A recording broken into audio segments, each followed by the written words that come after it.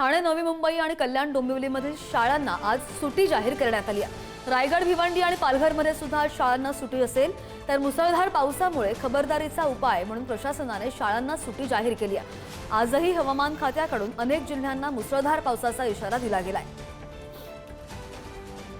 कुठे कुठे red alert आहे, कुठे कुठे येलो अलर्ट आहे। आपण नुकतंच काही क्षणांपूर्वी ग्राफिक्सच्या माध्यमातून पाहिलं आणि याच पावसाच्या पार्श्वभूमीवर आज मुलांना शाळांना सुट्टी सुद्धा आहे।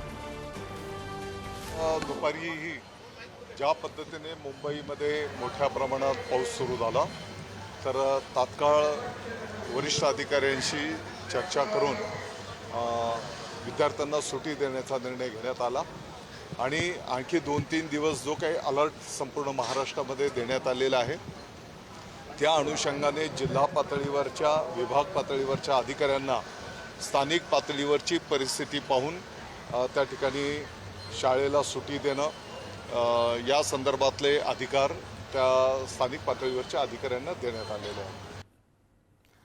आणि दुसरीकडे याच पावसाच्या पार्श्वभूमीवर मुंबई विद्यापीठाच्या आज होणाऱ्या परीक्षा सुद्धा रद्द करण्यात आलेल्या आहेत।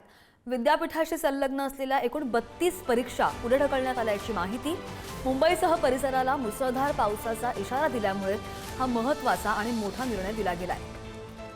होणाऱ्या पावसाचे परिणाम आपण पाहू शकतोय। मुंबई विद्यापीठाच्या आज होणाऱ्या परीक्षा सुद्धा पावसामुळे रद्द झालेल्या आहेत।